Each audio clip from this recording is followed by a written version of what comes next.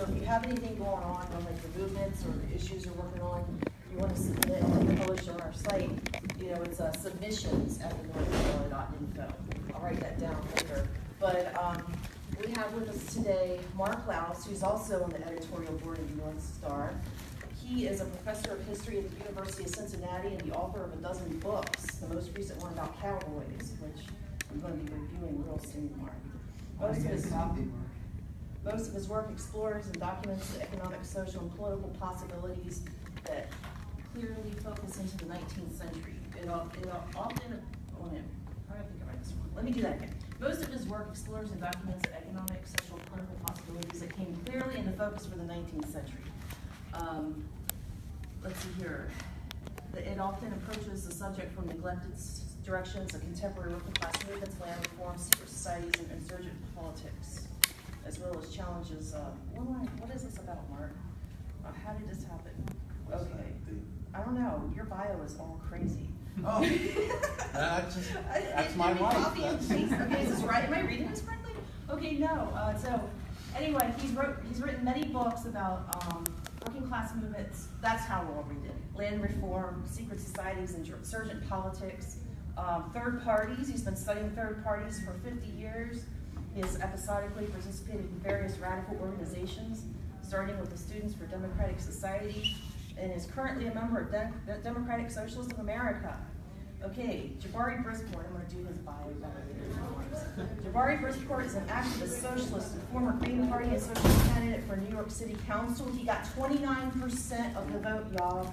29% of the vote for New York City Council. He is also an artist and a teacher. He's a political organizer and activist, having organized phone banks, marches, and on other actions for police reform, LGBTQ rights, housing, and electoral campaigns. And he ran against a powerful incumbent last year in Brooklyn and secured 9,000 votes. I'm Brandy Baker. I'm in Toronto. I'm a playwright and political organizer. My play Under the Knife is coming out. It's going to be premiering at the Toronto Fringe Festival this summer. Let's get rolling. So what we're going to talk about today is DSA and the orientation to the Democrats. Should they completely separate it from the Democrats? I'll go ahead and give you Mark's and my opinion right now. We think that DSA can't do it by itself, but it should be part of a larger contingent to form a third party in this country that is completely and totally independent from the Democrats. So I'm going to throw it over to Jabari. He's going to talk for about, I would say, 15 minutes. I'm going to throw it over to Mark. He'll talk for 15 minutes. Throw it over to you guys. You can questions, comments, discussions, whatever. And we're going to bring it back to these guys, and then we'll wrap up. Okay, Gerard, you're up. Awesome, and I probably don't have 15 minutes, and I have a little bit less than that, which is good because then it's more time for more collaboration, discussion, all that good stuff. More foruming, that is a verb. So again, my name is Jabari Brisport, and I'll just start with like the why I think we do need more than two parties, and this is something that came up a lot during my campaign. Speaking to people without in my neighborhood, in the communities within the district, and without going into the usual things of saying, the Democrats are corrupt, blah, blah, blah. I really focus on the fact that I think that the two-party system is ultimately unstable for our democracy. I think it leads to more political polarization. I think it leads people towards saying that my side is the good side, your side is the evil side, my side is the sane side, your side is the insane side. And aside from that, it is true. The Democrats and Republicans, on some issues, they are like two sides of the same coin. They're both corporate parties, they're both pro-war parties. Some people go as far to say they're exact same. I wouldn't say that. There are salient differences between the two parties, but on some very important things, on some economic issues, and on war, which is a very big thing, they are virtually the same. And I do think more parties, independent parties, would allow us to have a wider political discussion and bring more issues to the table. In my ideal world, there would be like a more parliamentary system where we have multiple parties, and honestly, I think that a leftist party would end up forming a coalition government with the Democrats in that circumstance. However, I do think you would have more socialist values, for lack of a better term, on the table in that case. I'm going to speak about my race in particular because thanks again for the shout out, Brandy, about my successes there. It was kind of like a perfect storm of a third party candidate inside New York City politics.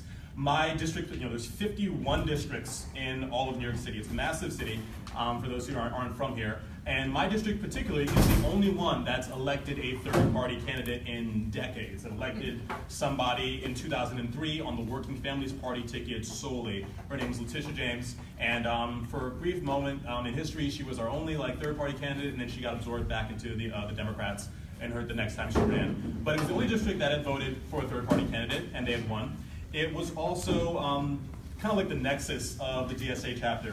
For those who don't know, DSA's largest chapter is the New York City chapter. We're like 10% of the whole national membership. And then even within the New York City chapter, hundreds of them are just inside my district. So we have like a built-in base. Sorry? Where is your district? My district is Central Brooklyn area, for those who don't know New York City too well, but if you know the neighborhoods, it's like Prospect Heights, Fort Greene, a sliver of Bed-Stuy, a chunk of Crown Heights, and Clinton Hill.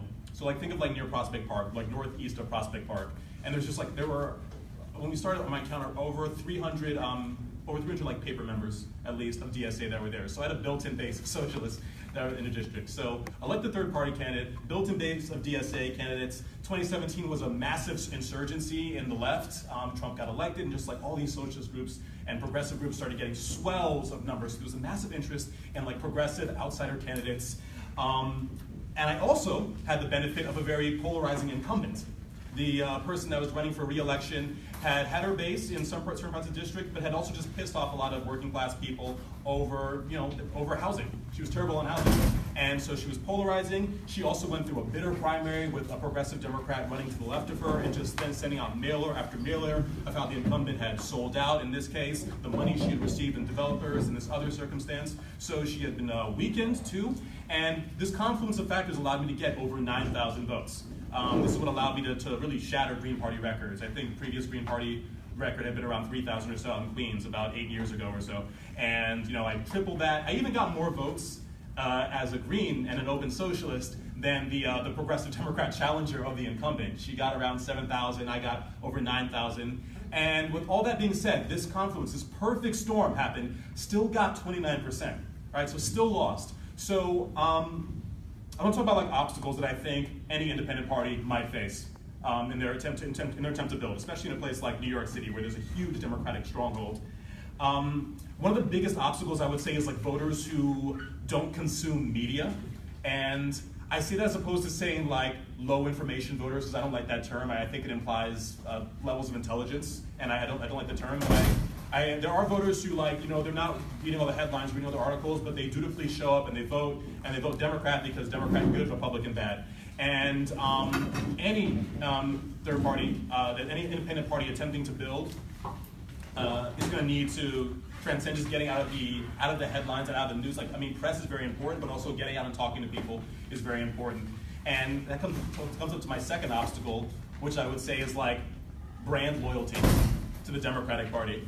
And that comes up. I think I'm thinking to 2 days before the election, I was putting up last-minute posters around a few small businesses around the district, and I go to this one guy and ask to put up a poster, and he goes, "Yeah, sure."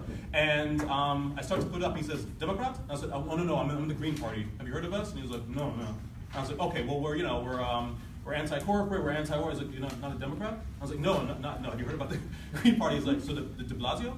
And for those who don't know, de Blasio is New York City's mayor. I was like, no, I'm not de Blasio's party. I don't hate the guy. I'm sure he's good on some things, but do you want to talk about commercial rent control? How's your business doing? And he just goes, "I support the party with de Blasio." So, and then he was like, "Well, let me put up a poster," and that was it, conversation over. So there's just shut down at not being Democrat, which is also a product of the two-party system. My side good, Republicans evil, becomes my side good, every other side evil. Don't talk to any other side. So overcoming, voters who don't consume media, overcoming brand loyalty to the Democratic Party. And then also, a big thing is just the Greens had a lack of achievement in many working class communities.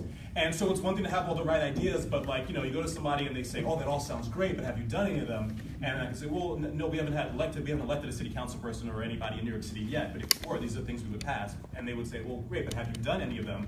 And that comes to the fact that a lot of voters, I think, can think of politics in terms of transactionally. You vote for this party because this party has provided this for you in the past. It's transactional. It's something that needs to be, I don't like it, but it's something that I think needs to be overcome. So, speaking of DSA as an independent party, There was a brief moment where I fantasized about being in DSA's Independent Party, where I was on Fox News last summer, and they were doing a quick, like, 10-minute segment on the new Medicare for All program. Bernie Sanders roll out of Medicare for All, and the headline was, "Are the Democrats becoming socialist?" And I was like, I wish. It would be nice if they were, and we wouldn't have to have this panel or anything. It would be fun. I wish they're becoming socialist. But for a brief moment, the anchor just introduced me as somebody of the Democratic Socialist of America Party versus the Green Party. And I ended up not having a chance to correct her because it's Fox News, and they said they do 10 lies a minute. And in my chance to speak, I ended up correcting her because she blurted out that under a single-payer healthcare program, every American family would pay $24,000 a year for healthcare.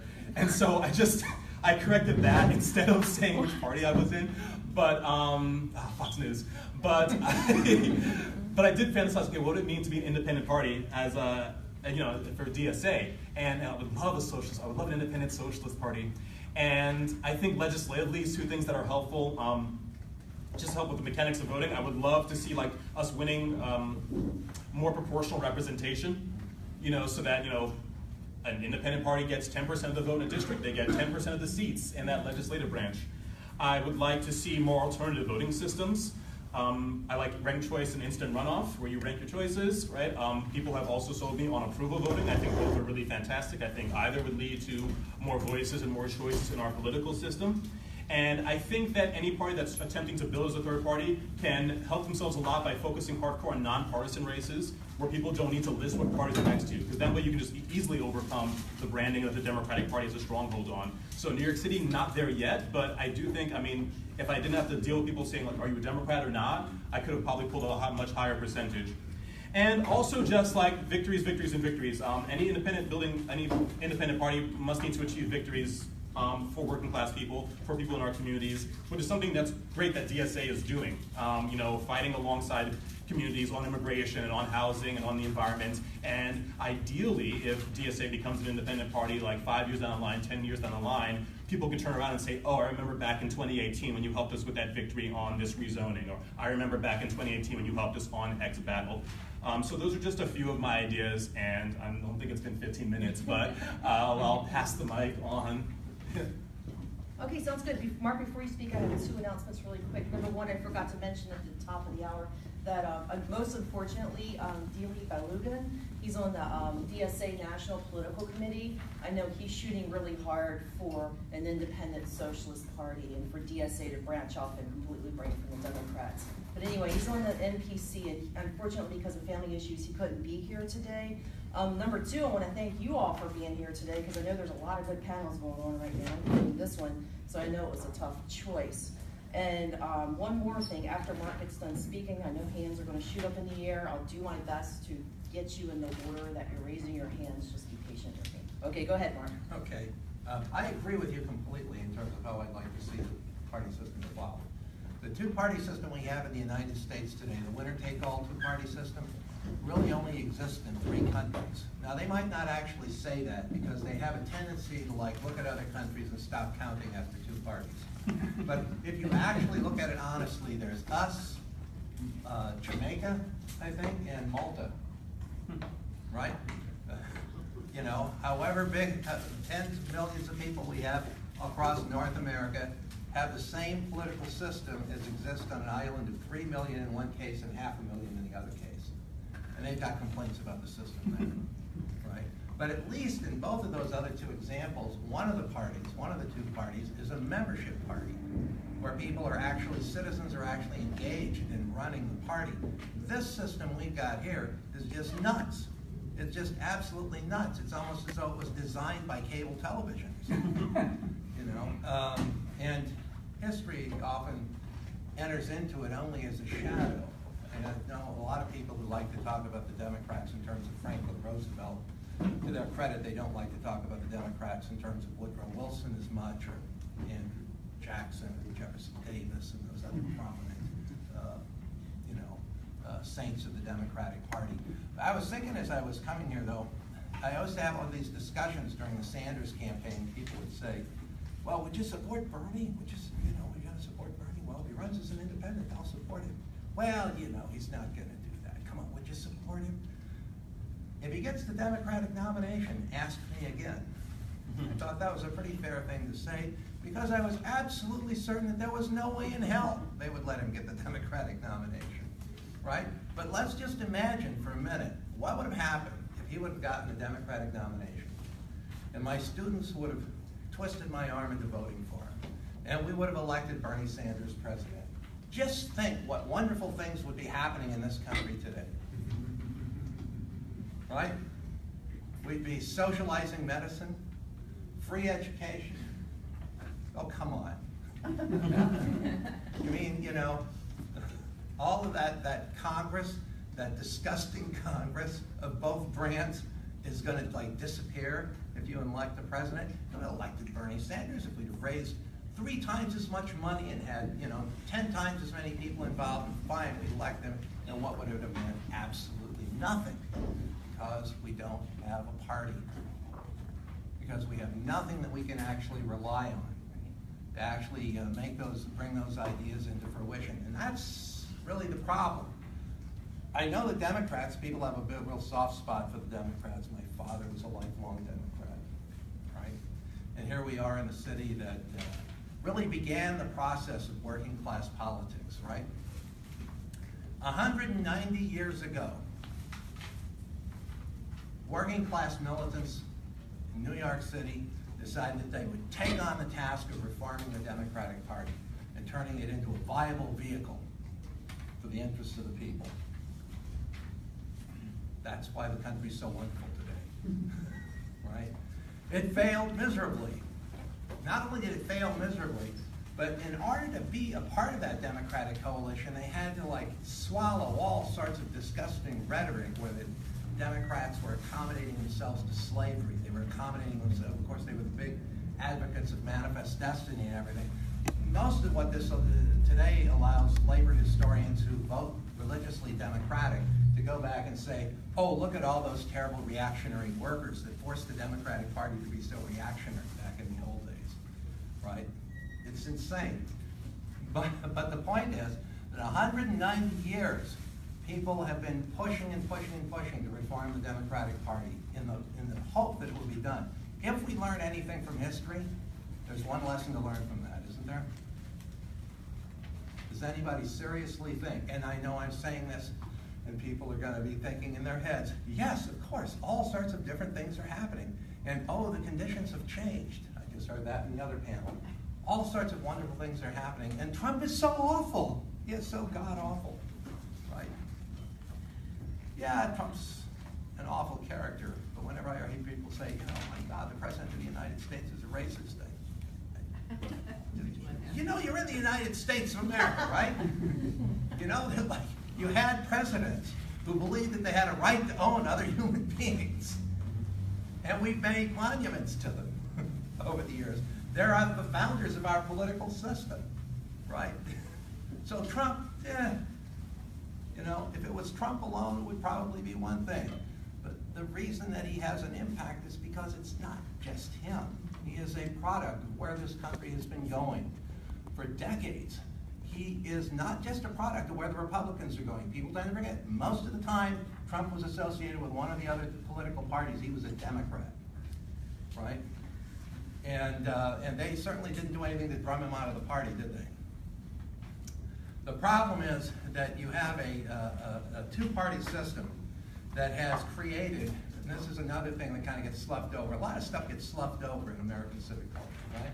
We had a lot of talk about Roseanne and you know, what comedians are saying on TV and so on, and meanwhile it's sort of like trickling out that, yeah, the United States government killed 5,000 people in Puerto Rico by sheer negligence. And then we know people in the streets.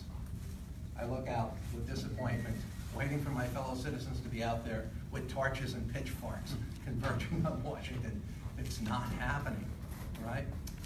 The question of how you define it. Electoral politics in the United States is always a matter of they're simply setting it up. It's their game, it's their rules. They decide who gets taken serious. They decide who can actually play the game in any serious way. And it's always been that way. And it always will be that way until we change it.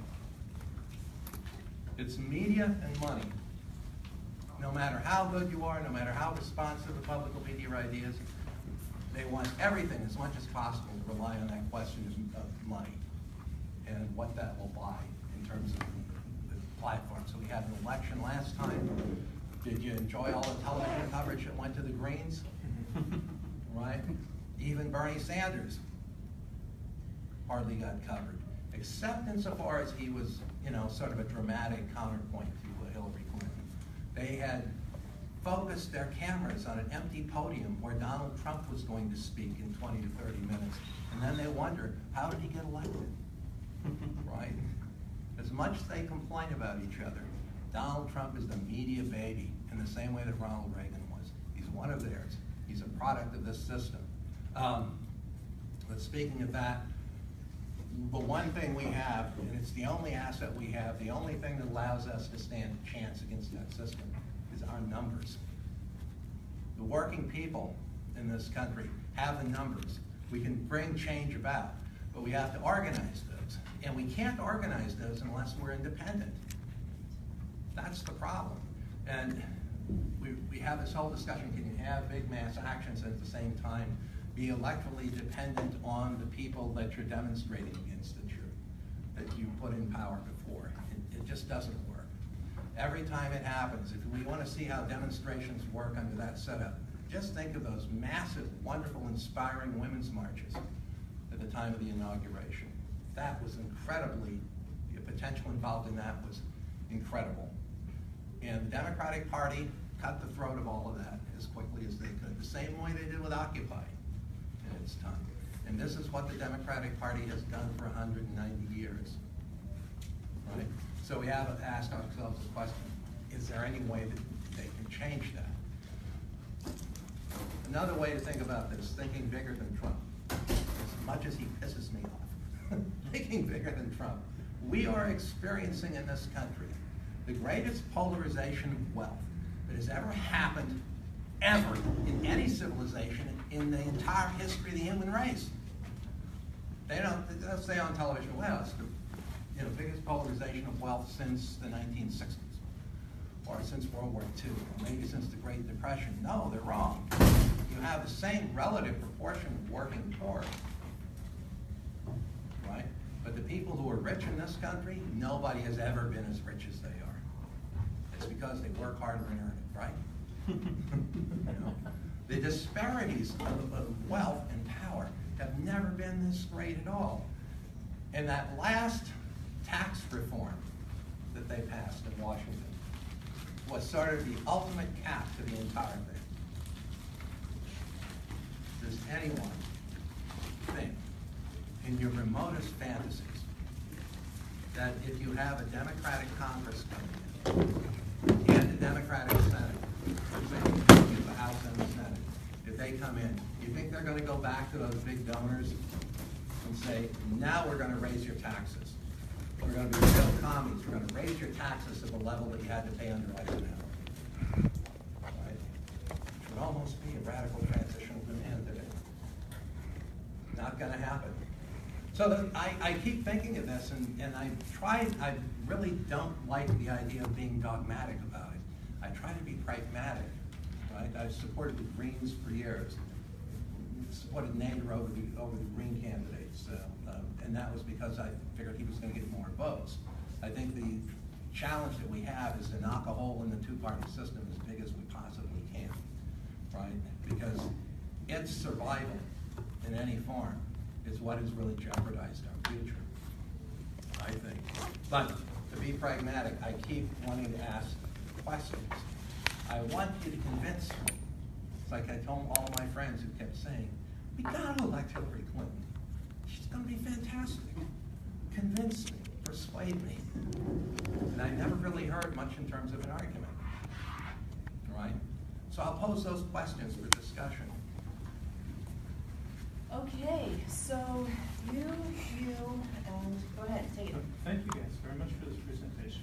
I'm Steve Schwartzberger, ran for Congress. Can you speak up louder, please? Yeah, I'm Steve Schwartzberger. I ran for Congress in the Illinois 5th District. This past election as an open social democrat. I'm a member of both a Social Democrats USA and of DSA. And I appreciate this opening to a discussion in which we can think about ways in which insiders and outsiders can work together on behalf of common goals. So one of the issues, one of the planks I'll be speaking about in the next panel is reviving A. Philip Randolph's idea of a freedom budget to make a national commitment to abolish poverty in the United States in 10 years. You want to talk transitional issues? That's a transitional issue. It ought to be something that all people on the left can agree to. I'd be curious for your reaction to that. Okay, gentleman over here, and then Miles. My name is Bob. I'm from Pittsburgh DSA, where we were very successful in bucking the Democratic Party. We elected a local magistrate from one of the big political families there, and we elected a member of county council, both over the strong objection of the Democratic Party. That was last year. They were on notice. Then we took on that same political family, the Costa family in Pittsburgh, and we defeated two. One, a 20-year member of the state legislature. Another one was a 10-year member of the state legislature. We defeated both of them. And again, they were on notice, but they didn't have 500 more volunteers out there. We won 68 and 72% of the vote in the primaries on those, because there are no Republican candidates, and because they fall short on write-ins, they can't run. And they can put on a write-in campaign, but we know where that's going to go. I'm very sensitive to and in agreement with so much of the Green Party platform, but I too am pragmatic. And because the Greens in Pennsylvania last year insisted on running a candidate by the name of Jules Mermelstein for the Superior Court, I've got a Republican judge on the Superior Court who's completely unqualified. I mean, I've practiced and had cases in front of her. She is inept. She is an idiot. And she will be on there for the rest of her life unless she goes and screws little boys under Kaufman's clock in Pittsburgh because of the retention vote that we have. She's got her job for life, and it's that simple. And we got her because that green running siphoned off enough votes from the Democrats that were running to put her in office. And those are my 2 cents. I think that we can not reform the Democrats. We can take them, and we have in strategic locations in Pittsburgh. Did the people that you were running, were they running as Democrats? Is that a nonpartisan race? Okay, so they ran as Democrats. But they are card-carrying DSA members. Okay, so that's. And they did not run. Okay, so I mean that's important to know. So that's an inside strategy that somebody's advocating for. Does anybody else want to speak? In the back. I have a question. Yeah. Yeah. So I think we're very much in agreement that the Republicans and the Democrats are both pretty big problems. Which I would say is simply because they're parties of the bourgeoisie. They're not for us. They never were. They never will be. But I know you guys have different strategies about how to approach creating a socialist party and moving forward that way. But my question is, to what end? Is this about reform or is this about revolution? Okay, and then the gentleman in the front. Yeah, I had the pleasure of working on Jabari Brisport's campaign. But one thing that, the question is, one thing after getting DSA, how do you convince DSA itself to run third-party candidates? Because I know many people in DSA are reluctant to run third-party candidates because they just want Democrats. Yeah, and I think that's this is a discussion that we need to bring up within DSA. I mean, I know all 3 of us are card-carrying members, and I think I wasn't at the last convention, but wasn't there a vote for the DSA to break from the Democrats, and it got 40% support or something like that. And then also there's the question of DSA chapters being decentralized and deciding what they want to do. So I guess as we go forward, those are questions that we need to address. So does anybody else have anything they want to add? Gentleman in the middle. You asked what would happen if Bernie had been elected. Well, if the Congress wouldn't go along with his stuff, he obviously couldn't pass it, but he would be educating people, and maybe we could elect better Democrats the next time around. As far as I'm concerned, the Democratic primary is the real election. And if you can't win that election, you've lost. And to think that we can get a third party to win in the general election, if you can't win with your candidates in the Democratic primary, is I think, fantasy. It's possible to get a good Democrat in, but I don't think it's possible in the general election to get a third candidate in. And that's just because of the structure of the political system as we've inherited it for 200 plus years. But let me ask you this, like, you know, getting good Democrats in, like, look at Dennis Kucinich, and look at when Obama introduced ACA, which is just like a bailout to the insurance companies. I mean, yeah, it expanded Medicaid in some states, and you could stay, if you were 19, you could stay on your parents' insurance for a few more years. So in some ways, it was a very tiny and minor Band-Aid, but it wasn't single payer. In fact, it was to keep us from getting single payer. And so Dennis Kucinich, he publicly said, I'm not going to vote for this ACA. It's just a $70 million or $1 billion bailout per year, you know, to the HMOs and to the for-profit healthcare system. And he stood fast and he held his ground. And so Obama got on a plane and flew to Ohio to talk to Dennis Kucinich. And so Dennis Kucinich was saying in the media, President Obama's coming out to talk to me, and I can't wait to face him. And I'm going to tell him why I oppose ACA. And so President Obama came out. Nancy Pelosi was on the phone with Kucinich. Dennis, we really need your vote. And so Obama comes out, meets with him. What does Dennis Kucinich do? He supports ACA. So I guess my question to those who advocate, like, or who say that, you know, running in a Democratic primary is the answer. Like, okay, we can elect these progressive Democrats, and we see it with the Black Caucus, we see it with the Progressive Caucus, but what do they do at the end of the day? What did the Black Caucus do with the bailouts? You know, as Bush was going out and as Obama was entering. They folded. You know, these progressive Democrats may have good politics, they may be similar to us in some respects, but it's like, you know, they don't try to hold the balance of power. They don't say to the Democrats, when the Democrats are majority, they say, okay, you guys vote for single payer, or you guys, you know, pass single payer. You guys pass these progressive policies, or we're going to run as independents, or we're going to switch to independent. We're going to put you right back in the minority. They don't have the courage to do that. They're beholden to the Democratic Party establishment, the DNC. They're really who controls everything. So I would say in response to that, that I agree that it's an issue of courage for anyone who wants to run in the Democratic Party and is a believer in democratic socialism to actually stand for socialist principles and socialist values. But I do believe that we can have both inside and outside cooperation on these issues. But how has that worked historically? It hasn't worked historically. Okay, you and then you. Sorry, can I? Randy, there's two unanswered questions. Just I know they people ask questions. I would. Oh, yeah, go ahead. Okay, so I'll just because I You and then you. Reform versus revolution, and then also how we get more DSA candidates to defend it. So I do think that it is, to a degree, somewhat reformist to like just get another additional party because it ultimately it's an electoral system. But I do think if we are going to have some kind of revolution, it'll come from some confluence of strong leftists in electoral bodies, alongside with a strong labor movement and strong social movements all working together. So I do see it as part of like a united front to eventually topple capitalism. I don't think we'll have a full revolution from electing a bunch of green people to Congress, but I think it'll help. And in terms of DSA, more independent candidates need to approach DSA. I'm going to put that back on us. Like last year was great. We endorsed one Democrat and one Green. We were both very strong candidates that approached it. I don't know of many independent candidates that approached New York City DSA this year for an endorsement. So we're running a great progressive Democrat, Alex Ocasio in Queens, and and one of our homegrown organization members, Julia Salazar in Bushwick, Williamsburg. So yeah, more independents need to approach DSA. Okay, back to the. Yeah, just regarding the Democratic Party, it's a matter of structure. Like I remember hearing that Obama, when he was young, used to come to the Socialist Scholars Conference and attended. I mean, once you get involved with the Democrats as you rise in the party, the only option really is co-optation. So, it really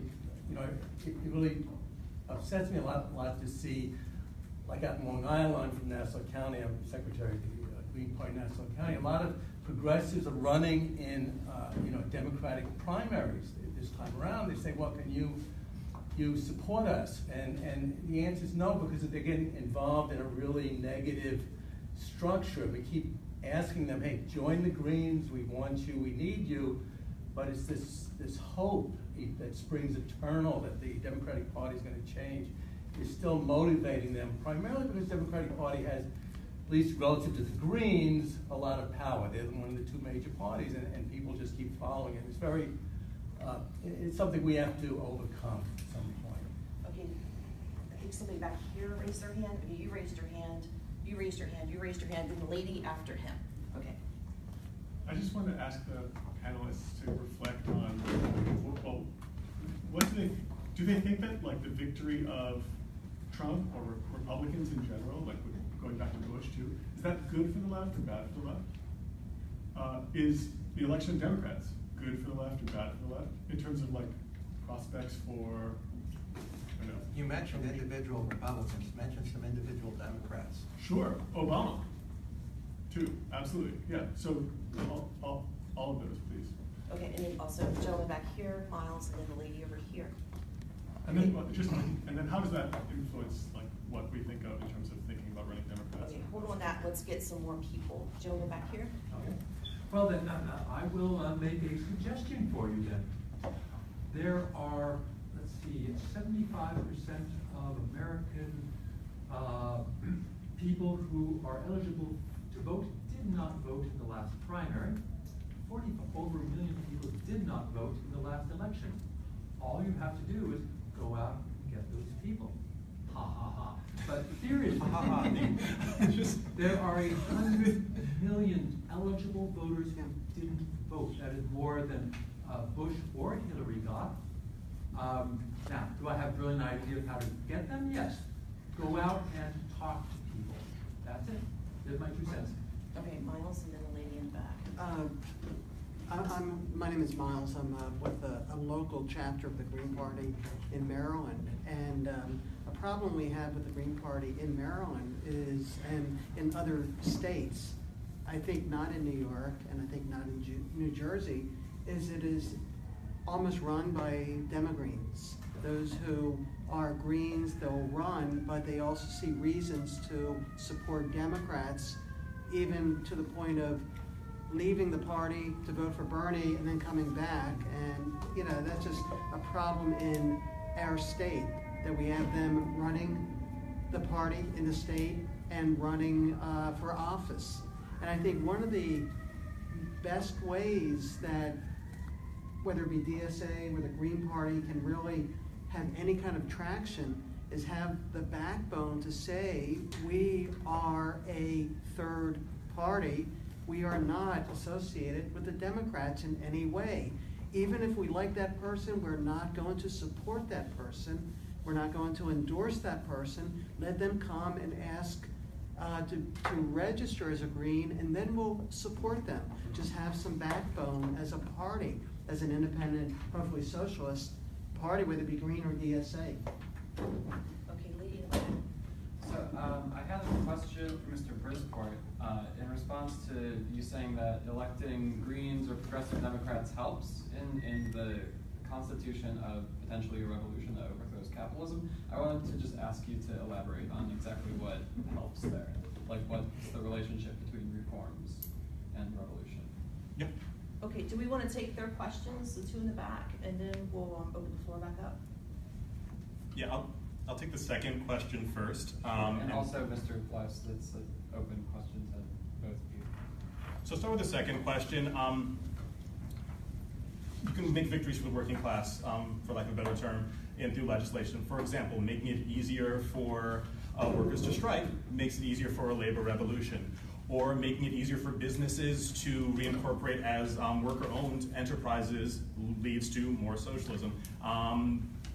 Those are the two that come off the top of my head, but you can have interplay. Social movements and labor movements get squashed by conservative legislation. So by electing more progressives, you can make it easier for these things to cultivate.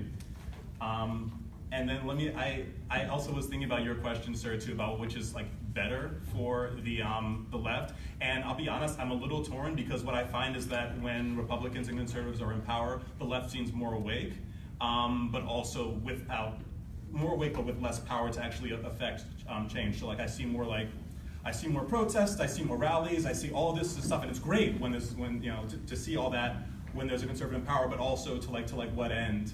And it sucks that when there's a Democrat in power, the left seems to go to sleep, the anti-war movement seems to go to sleep. All these things aren't as viable, but at the same time, there are more legislative changes that are happening that are ultimately beneficial for the left. as opposed to conservatives, not, you know, not. Reactionaries, not conservatives. Sure. Okay, Mark, you wanna? Just a couple points. If we've changed party systems in this country, you know, there's actually major shifts in the party system about every generation. Last time we grew up for one was in the 60s, and if it hadn't been for all these sort of lone nut assassins around there, there might have been some different things that would have happened coming out of that. We wound up with Nixon as the result of it. But in the 30s, things changed. And you can go back about every 35 years and you get shifts in the party system. And a lot of times what people do influences that. Getting independent parties really puts issues on the agenda. And it really can change the structure of things. If you're a socialist, I mean, if you're really a socialist, if you understand capitalism and understand how despicable and inhuman the system actually is in terms of the way it functions in its day-to-day existence, I don't know how anyone can possibly think that we're going to change that day-to-day DNA of the economic and social order, but that the political system, which changes every so often, is unchangeable. We just have to sort of accept what we've got. That, to me, embraces our powerlessness, and that is the real key, the question, reform, revolution, whatever. It's a question of power. And then, to me, electoral politics is important, but it's only one aspect, and not the most important aspect of that conflict. I keep waiting for the people with the torches and pitchforks. I keep waiting for the people to organize themselves and go into action. If we really were half as decent and as well organized as the left likes to think of itself, as soon as that problem was developing in Puerto Rico and anyone with half a brain could know what the government was engineering down there, we'd have been converging on Washington. But we've been converging on Washington so many times over one issue after another, not just over the last year. But we're not, because we are sort of trained to assume that our lords and masters, the people who we put into office, are going to solve these problems for us, and they don't. As to the difference between this Republican or that Republican or Democrat Republican, ultimately in the end, it's the same class. Obama was probably the only person who could have nationalized Romney care. And that was the biggest liberal thing he did, right? And I understand Obama's position in some ways. He was, his first African-American president, and he wanted to not scare the holy shit out of the country, to not scare the ruling classes too much. He didn't. They still didn't like him, particularly, but he didn't do much. I had all these friends who were saying, well, Obama's going to get in, and now we're going to see something like a New Deal after 2008. We're going to see all these sort of, reconstruction of the infrastructure and WPA and all that. Nothing. Absolutely nothing. There was, to match the Bush bailout, we had the Obama stimulus, right? And they keep throwing money and money and money into the financial system and claiming that the economy is doing well, kind of like our current chief, But that's their class. That's what you can't expect anything different. Could one or both of you speak to the history of third parties and the effects that they've had and the reforms that we've won based on the presence of third parties in this country? Because I think one of the objections, the base objections that we come up against is like, well, a third party can't affect anything. This is a two-party system. So if you guys wanted to weigh in on that. I mean, I forget if it was the People's Party in the 1890s or I'm not the scholar I want to be yet, but I forget it's the People's Party of the 1890s or the Socialist Party of like the early 10s. But big parts of the labor movement of like the 8-hour workday and the weekend and the 40-hour work, not the 8-hour workday, the 40-hour work week, the weekend. These are things that came out of these leftist third parties that eventually got subsumed back in the Democratic Party. And also, even in like thinking of like the most recent election, a Medicare for All program was part of Jill Stein's platform in 2012, and eventually Bernie Sanders brings the Democratic Party, and now more Democrats are like coming on board with it. So these ideas do find their way in. I would give an older example even. Okay, go for it. That you have in the second party system that develops between the Democrats and the Whigs. both pro-slavery parties, both expansionist parties, right?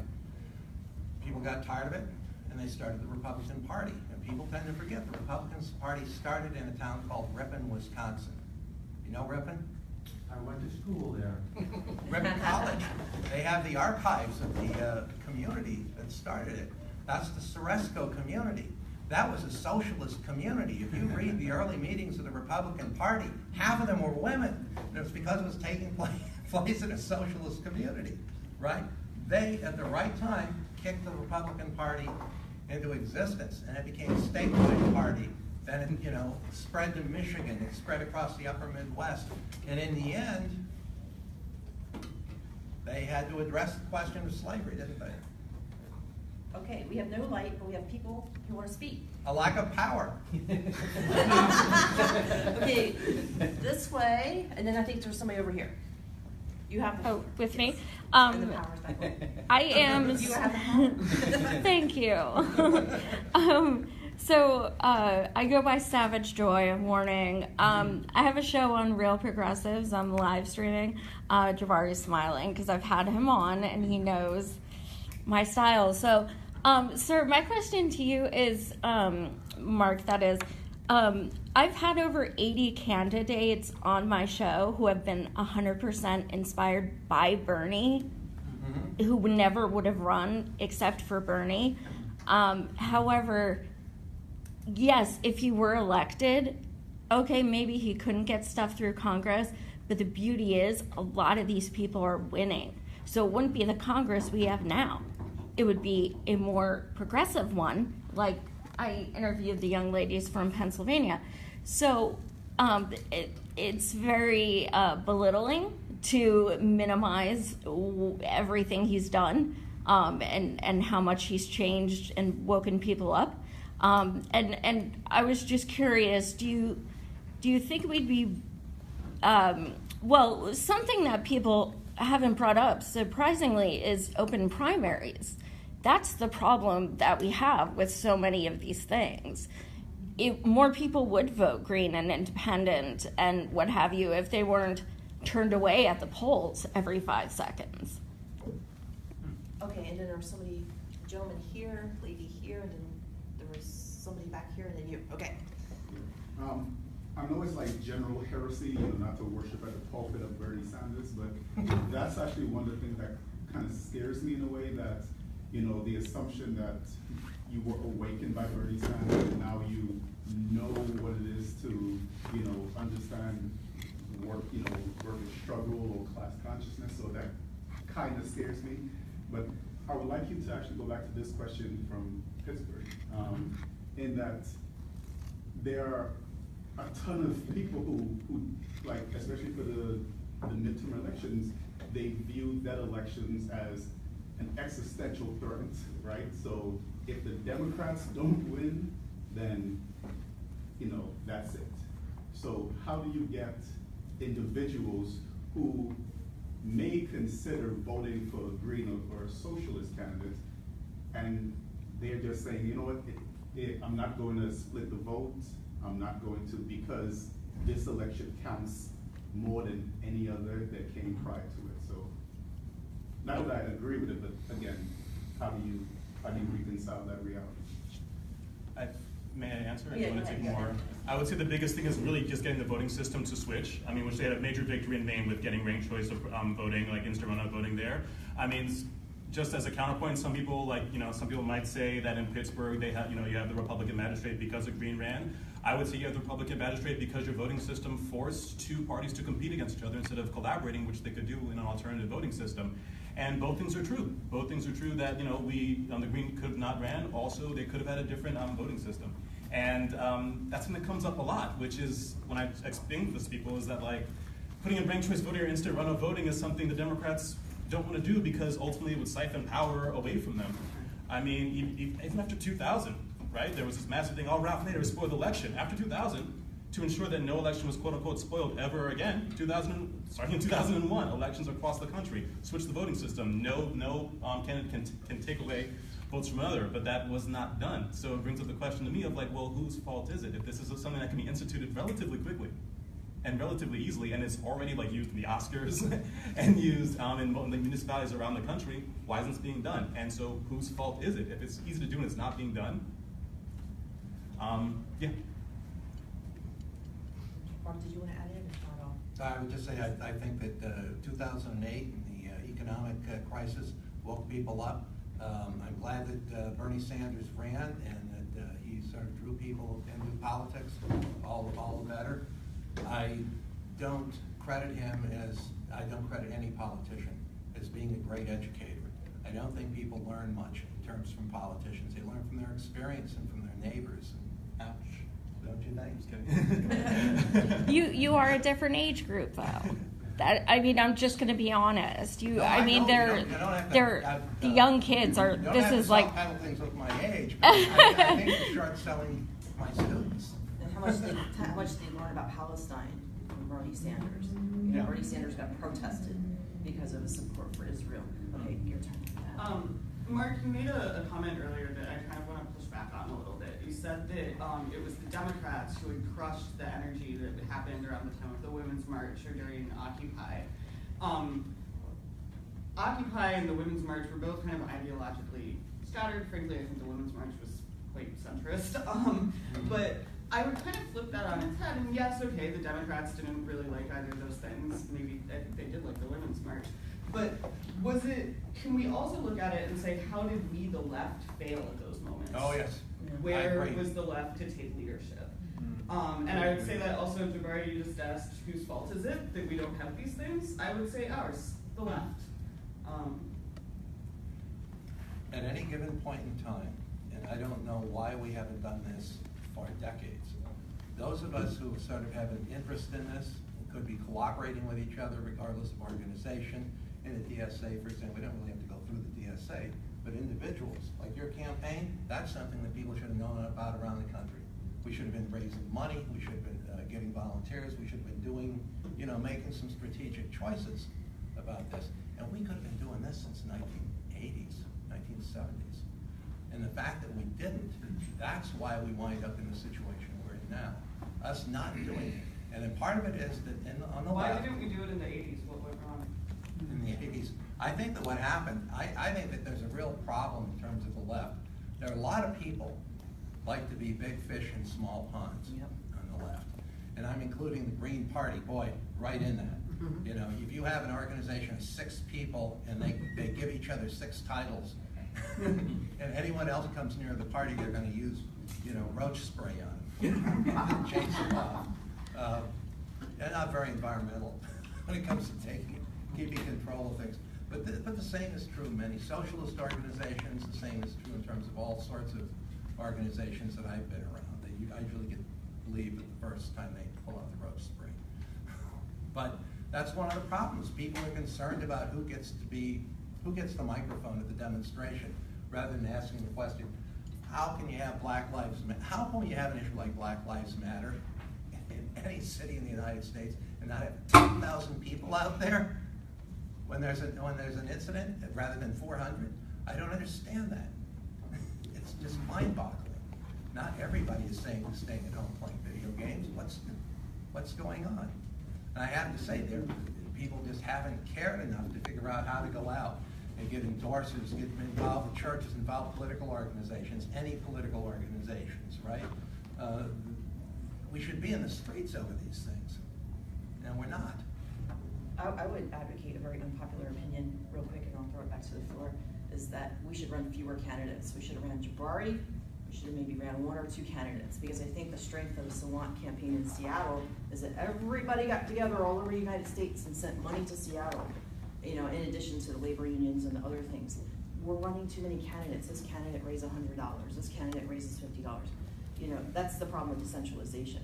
I think we need to pool our resources. Send money to Jabari's campaign, maybe 1 or 2 others, and then we start getting people in, and start getting more people in. That's how you build independent power. Okay, I lost the plot on who was next. So you. Sneak around this way. Me on first? Yep, you're off. Okay. Well, in terms of what we're reading about in terms of the infighting in the Democratic Party right now, between the right, between between the Sandinistas and the establishment. I think we have to ask ourselves how real that is, and also how they intersect. It seems to me that the more progressive so-called Democrats, and maybe even some that aren't so progressive, see a problem. That there are many angry people in this country, and the right has been more successful in tapping their anger and their moral passion than the Democrats have, who are really, the Democratic Party establishment is really, when all is said and done, a party of the status quo. So it begins to occur to some people in the Democratic Party that to arouse people's moral passion, to give them something to fight for, that you have to begin raising some semblance, however diluted, some semblance of a class program. And I think that's one of the things that is going on in the party today. Now, if you're talking about it, so in terms of a strategy for a third party, I think a big question that we have to pose is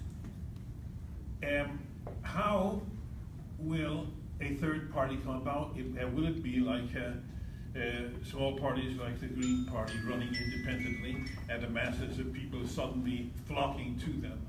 Or the more likely variant, will it be through some kind of split in the Democratic Party? And my question is, if you want to intersect that, how do you, what kind of strategy do you use? How do you encourage this split? I hear people talking about inside-outside strategies, basically what people are already doing, but I don't hear people addressing themselves to this question. If you don't think the Democratic Party can be realigned, which I don't, then are these people who are progressives, who are running with it, because that's the only thing they know how to do, how do you get them out of it? Because there's so many hands in the air, I'm going to take a few more questions. Yeah, I just wanted to bring up, it was mentioned, I think Bernie Sanders did a lot of good in that he showed that you could raise a lot of money from small contributions and get a lot of support. But I just want to say that I think like the idea of open primaries, at least for the Green Party, would be a disaster, because those that had the money would tend to win these elections, and we would be totally co-opted, and it would be sort of the end of the Green Party. So you really need a party structure, and it has to be intact. Like the fellow from Maryland said that a lot of people there, but also happened in New York as well, they would leave the party to vote for Bernie. They couldn't sign our petitions or take. It's a real problem. So open primaries is something that, generally speaking, the Green Party of New York, opposes totally. We also don't, of course, do cross endorsements. So we do have our own party, and we stick to that. And even though there are good Democrats maybe that are running, or naive, or whatever, we can't really support them or endorse them until they really, come over to our party. If I could suggest something on this whole question, it has always seemed to me kind of silly that if people want individually to vote for whoever, I mean, these parties, whether we're talking about the Green or whether we're talking about the, DSA is so that, not a party, but, we don't have discipline. Yeah. So, but the thing that has always burned me about the Greens in Ohio is they would endorse the Democrats. And I always said, if you want to individually vote for a Democrat, fine, take it out of here, But well, see, New York had, the New York Party has dealt with this, and we don't cross endorse. People come to us all the time, Democrats, and they want us to endorse them, and we don't. We just don't. Before I throw it over here, I want to bring up another point about New York. One of the biggest problems of the Green Party nationally is they've never declared their independence from the Democrats. I think there was something in 2005. They got voted down. New York State Party has passed, so they will not endorse Democrats, because it's a fusion state, right? Right. And so working families, so a Democrat will run as a Democrat in working families and try to take the ballot line. So you guys have to deal with that all the time. Right. Yeah. Yeah, we don't endorse, member of, the two corporate parties are their allied parties, meaning those that cross-endorse among Democrats. I think that's why you're one of the Ohio strongest voted- green parties in the country, if not the Ohio strongest. voted not to endorse Democrats either. And within 6 months, Columbus endorsed Democrats, Cincinnati endorsed Democrats, Cleveland were Democrats. Anyone And it's sort of like, how do you function? I don't even think of the Greens as any kind of a vital option at this point. I'm gonna wind up voting for them again because there's nothing else out there. But If I was a New York State Green, I would be that's different. hardcore, yes. Okay, Yeah. people on this side had questions, we don't wanna Yeah, interrupt. I think overall that there's a lot of toxicity in our society, and I think, if we look at someone like Bernie Sanders, he did inspire a lot of people to run and to vote maybe for the first time, but because he was part of the Democratic Party, he then supported everything that he ran against when he endorsed Clinton. Just like Kucinich supporting ACA, just like Kucinich when he supported Kerry, when Kucinich was the peace candidate, he supported the war candidate, who was even more of a warmonger than Bush, at least in the campaigns. I think, as I said before, the parties need real discipline, and that's national as well as statewide. And when you talk about the pitchforks, why is it that the only people that bring out the pitchforks are the Ross Perot people? The other Republicans who, we don't see our folks out in the streets. Now, we'll just say one thing. You say, where were the people with Black Lives Matter and all that? Even though that was, in a way, it was almost like a bourgeois kind of a movement at the time. You look at the Baltimore insurrection, and I tried to be part of it as much as I could at the time. That brought a lot of people out, and that was fantastic. But the media, of course, played it up as riots. Mm-hmm. Just like Bernie Sanders is now saying, oh, we have to condemn Israel and its brutal attacks on Palestinians who were rioting. No, Palestinians were not rioting. They were protesting the right to return to their homes. But even someone like a Sanders and all Democrats and all Republicans see it as equalizing the powers. Hamas equals the entire IDF, the entire IOF. There is no equality there. It's an insurrection, and it's the media that so often, with the Democrats and Republicans and the Sanders people and others, they take clearly the one side of the establishment. And we need our own pitchforks. I agree. We need our pitchforks. We need to turn over more police cars like we did in Baltimore. Yes. Okay, who on the side? Okay, gentleman right here. Yeah, I guess a couple of things. I mean, one, it seems to me that it is, in a sense, a Democratic Party thing to say that Bernie is what's politicizing young people. The crisis in the political system is politicizing young people. Donald Trump is politicizing young people as much as Bernie because they're both symptoms of the crisis of ruling class politics. We have to say that Trump did as much to, he's radically changed the Republican Party. And in that sense, he's given people a vision of changing politics. The other thing I would, I guess is a kind of historical question as to this whole issue of transformations in the party political system in the United States. It does seem to me that the Republicans are the example, or the socialists. Because it's not just since the 80s or the 70s. It's since the Communist Party adopted the Popular Front and liquidated the left in this country that it has not been the creation of a new party to take power, which is what the Republicans were. The Republicans are not a third party. They are, a third party is a pressure group. They're all Demogreens. I mean, in the sense that people think of people think that if you're voting Green, you're doing it because it's in a safe state. Let's just be frank about it. It's Democrats. Right? Everything that we know is about the old Communist Party strategy of pressuring the Democrats. right? There hasn't been the creation of a party for socialism in this country for a very long time, in the sense of deliberately changing the party political system. Not through pressure, but through becoming a major party seeking power, right? Which is what the socialists were. They were may have been weak, but they weren't a third party.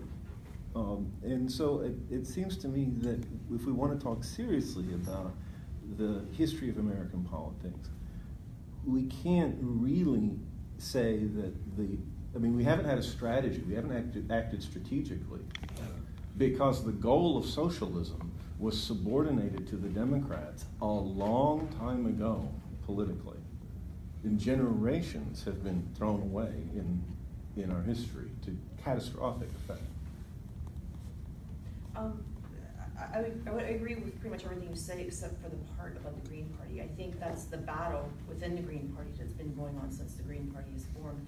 There are some who want to use the Green Party as a pressure tool for the Democrats, and they're Demo-Greens, and then there's the left wing of the Green Party who want to be completely independent. Unfortunately, the independence current has not won because the Green Party is so decentralized. There's no accountability. Anybody can just do anything they want. Anybody can believe anything they want. It's just like and efforts are decentralized. So you have people in the Green Party who have really good politics and are working really hard to try to raise funds and run candidates, and it's like they have so few bodies. Again, to go back to the point, because we have candidates running all over the country, and maybe this candidate in Nebraska is running on with a $50 budget. People are placeholders with a $0 budget. Maybe this candidate has $10,000. Maybe this candidate has $2,000. Again, I think it's an unpopular opinion. I think we need to run fewer candidates.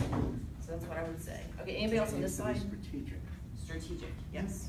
Okay, gentlemen, and gentlemen. Okay. We did make a strategic decision to only run a couple of people, and that's because of the resources that we had, mostly people, volunteers, door knockers. If we spread it too thin, then we wouldn't be as successful as we've been.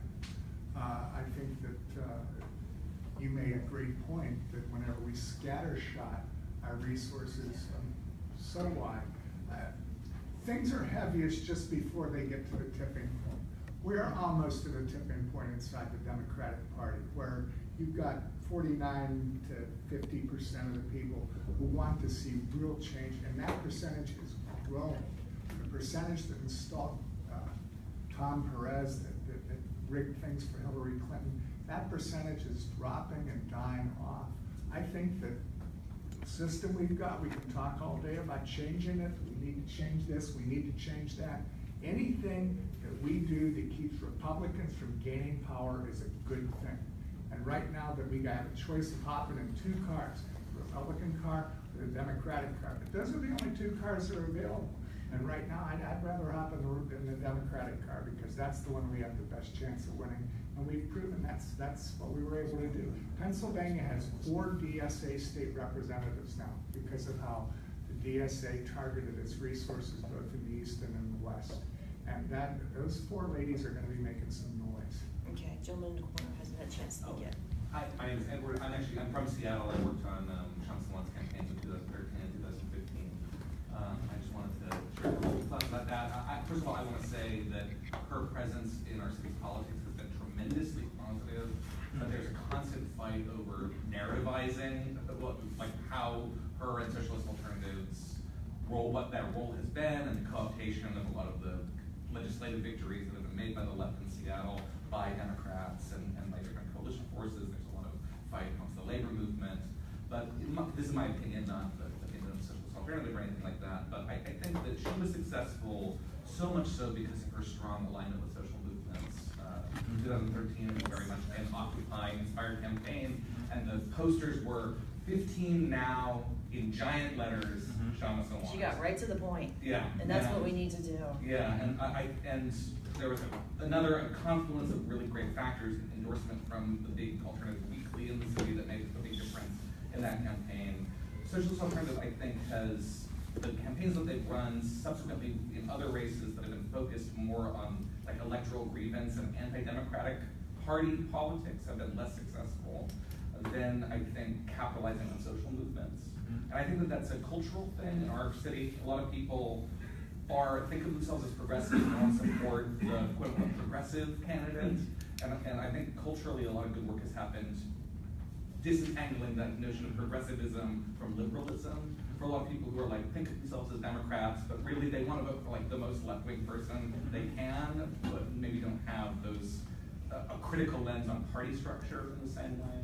And we recently had the campaign of Nikita Oliver for our mayor's race, and her organization, the Seattle People's Party, is a really cool model too. I think that there's a lot to learn from Seattle's coalition-based politics on the left now. There's a really strong DSA, Socialist Alternative is very strong. The Seattle People's Party, which is very much rooted in grassroots people of color communities and working class communities, and are working together pretty well in our city. So I just want to thumbs up my community, but say I think that the coalition model there, with some folks hewing to really radical party politics like Socialist Alternative, some folks willing to run as Democrats, some folks willing to endorse far left Democrats, is having meaningful results in our region. Okay, gentleman in the corner. Yes. I would like to spill some water into the wine, if I may so. In my point of view, I think that one of the biggest problems with the political left is that we got out of touch with the everyday problems of normal citizens. Okay, I'm from Germany, I just watched the election from the outside and just got my news from specific newspapers and so on. I had the feeling that the political left were talking about issues that didn't concern the majority of everyday American citizens, like speaking about gender-neutral toilets, or how many genders are there more than two, which are important issues, need to be talked about, but these are not the concerns of everyday citizens. Let's talk about rent, let's talk about raising the minimum wage, and this is what Trump and conservatives managed to do in a different kind of way, in my point of view. And also what I hear a lot about the labor movement and maybe the revolution, my question is, how do we define labor today? It's not the same as years ago. It has changed so dramatically. Just a few people are working in fabrics. What about nurses, teachers, people working in offices, and also with the age of digitalization, people working more and more at home, so not being together with other people. How do we define labor movement today? And do we really believe that that revolution is uphand? Because the last revolution we had in Europe was 30 years ago. It was peaceful, and it was through communism in a peaceful way, which I'm grateful for. I'm from East Germany. My parents lived under communism and had experienced that. And I think that the times of revolutions, especially in an industrial area, Europe, North America, I think are over. Certainly, Jabari and Mark, what do you think? Said a lot of good things, and one thing about getting in touch with everyday people came up during my campaign, just because, for lack of a better word, a lot of people on the left are nerds, right? We're all in the language we use to interact with each other is it's nerdish, and we tend to get lost in some of the high-minded ideas and have trouble connecting to people that don't engage in politics that way. So I'll talk about one story where I was talking to this one woman who was just complaining about her rent, and I was like, I hear you, and I tied that back into it all comes down to these developers who are buying our politicians with the money they put into that, and the way they manipulate the political process, and I could literally see my description going in one ear and out the other for her, because she brought it right back and said, I think I'm going to get kicked out of my apartment. And so in that moment I realized, it's not about the high-minded, it's true, the overarching narrative is true, but also for a lot of voters in the left can work on this better, is how do we make it personal, how do we make it visceral for them, and how do we connect to them on a personal basis, what can we do for on an individual basis, which I think will lead to some more victories. Okay, lady in the back, and last call for alcohol. And going back to my bartending days, 1:45 a.m. So if you want to say something, you need to raise your hand now. Lady in the back, anybody else? Okay, lady in the back, take it. Yeah, I'm Susie. Hi, Susie. So So we saw in the past 2 years in America that the Republicans were able to offer things to the working class base of American voters that the Democrats just sort of refused to. And it's populism, and it's a bourgeois party that isn't going to necessarily, it's not going to provide universal employment. But they were able to speak to the needs of not only the majority of voters, but specifically the voters and the people in America who otherwise wouldn't be politically engaged. And they were able to engage that through Trump. And so there's a major breakdown happening in the Republican Party that's engaging like a massive movement. And there's a major breakdown happening in the Republican, and there's the people who are out on the streets with pitchforks are right-wingers. Some of them scarier than others, and other people just like wanting jobs. So what's the potential for that, for socialism? What's the potential for that for socialism, and why do we only consider our fraught relationship with the Democratic Party and not see the potential that's coming up in this massive and very visible breakdown of the Republican Party through the election of Trump?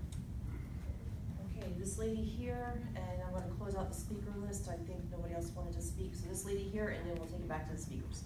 My question may sound very naive, but I don't know who is the spokesperson with most visibility in DSA. 2 years ago, I heard Kishada Sawant, who was marvelous, and she achieved a tremendous amount with the $15 an hour, rate that the DSA should have capitalized on. I mean, for me, I'm very old. I'm almost 86, so I'm the oldest person here. I remember Michael Harrington, right? But this gentleman asked a question about splitting the Democrats. If the DSA has a spokesperson who could get some kind of coverage to capitalize on what happened in Seattle and say a challenge to the Democrats, hey, follow me, follow us, this is what we've done. And what's coming is artificial intelligence, more bank stuff happening, corruption, whatever. So who is the spokesperson for you? Do you know what I'm saying? Or asking? It makes perfect sense. We tried to get Kishana Sawant on this panel. I made many, many calls. Her people were very sympathetic and very supportive of the idea of having this panel. They loved it. I just kept calling, and I can say that. I'll throw it over to you guys, and then we'll wrap up. I guess I'll start with the DSA question. I'm not sure if we have a specific spokesperson. We're pretty central. I mean, we have leadership. Then you step in. Yeah.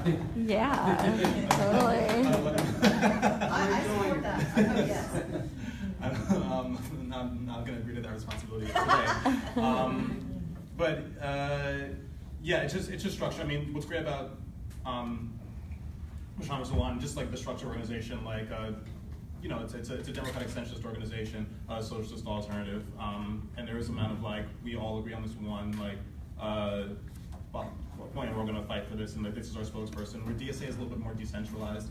There's a lot of power locally, and even when we handle electoral politics, we just passed the motion to make sure all politics is local. Let local municipal or chapters decide how they're going to engage in electoral politics. Although, if you're interested in getting more involved with DSA, you can come to a meeting if you want to, follow along more. So I don't know if we have a specific spokesperson. And then just referring to the question about, I'm sorry, I forgot your name. Susie. Yeah. So Susie said about how we capitalize on populism, and that's been something I've been, also questioning too, because I'm a big fan of the phrase, you keep your friends close, you keep your enemies closer, and what strategies? I mean, the right, for all as horrible they are, they're very successful in winning elections, and they one of win the all things. of them. What? The right wins every election.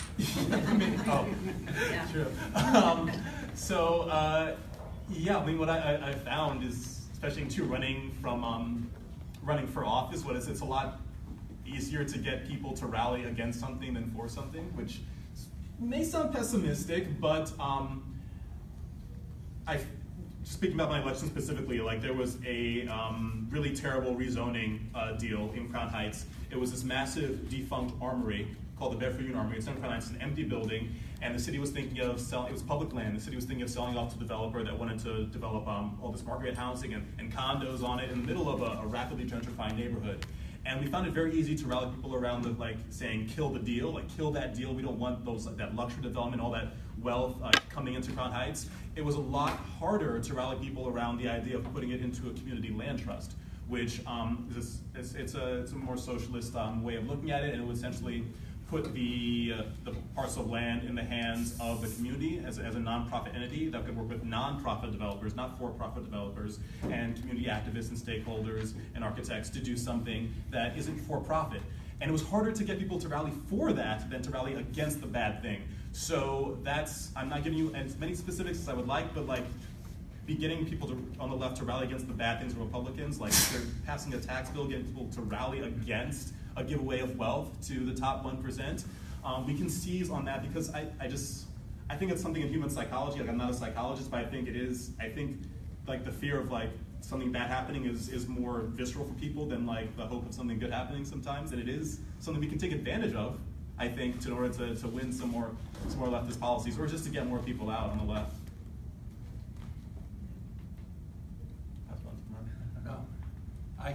I keep thinking as a historian that this is a very promising time. This is very reminiscent of the 1890s. In the 1890s, you had this book called Looking Backward by Edward Bellamy. People heard of that? Sure. Yeah.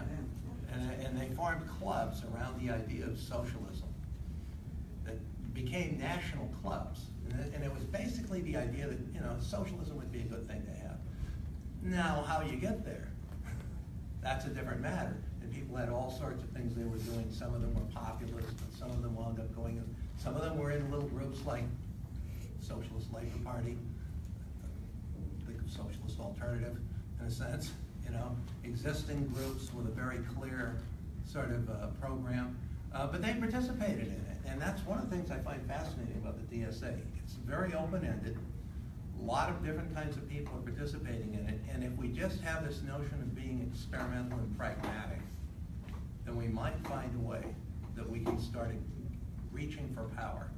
And I think that's really how we have to think of it. I think in terms of movements, not just in terms of the elections. In a sense, the elections are almost secondary at this point to what we can do in terms of building movements. And as to the question of revolution, that's fantasy land at this point. I agree with you. But the question is, if you have power, everything becomes an option. I'm really heartened by this panel. I mean, maybe people didn't change one another's minds, but we explored the realities of like independence. We explored the realities of which, the details of like how we go forward. I'm thank you all for coming out. To speak to the gentleman in the corner, I think he brings up some very important points. I think eventually we need a mass independent party, independent of the two parties. I don't think we should have a position on every single solitary issue. I think the main bread and butter stuff, out of the Middle East, no wars, jobs, the reforms on the way to revolution, and it can't just be achieved at the ballot box. I think this lady brought up some very important points about people getting involved because of the Bernie Sanders campaign, and I think that that's good, but we also have to see it for the limits that it is. I would refer to, or just to remind myself, Bruce Dixon's Black Agenda Report analysis saying that Bernie Sanders was a sheepdog to keep people within the confines of the Democratic Party, to keep a third party from forming. I thank y'all very much. The discussion continues. We are at North Star, northstar.info. If you want to submit your articles advocating your positions on this matter, we'd love to hear from you, and I thank you for coming out.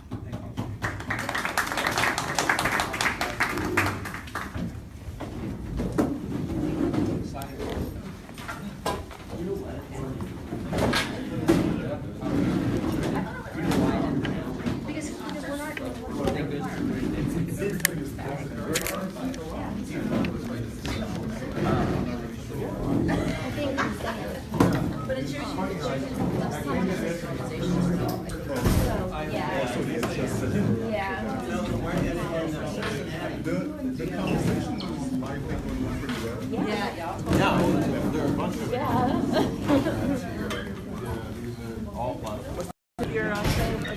It's Real Progressives. Hey guys, Savage Joy here. I am still in New York City at the Left Forum. We just had my buddy Jabari on a panel about Dems and the DSA. Next, I am going to see Gail McLaughlin on being an independent candidate. I've interviewed her twice, and I have personally endorsed her. Out of over 80 candidates, I've only endorsed 6, and she is one of them. So tune into that. I'll be back on about, I want to say 4 o'clock. So I'll be going all day until 9, off and on, and then tomorrow, starting at 10 a.m., we're going to have an MMT panel here with Stephanie Kelton and Pavlina and a whole bunch of people, and I'm hoping to accost them before they leave so I can get a few questions in. But thank you guys for watching as always, and we'll see you later. Thank you.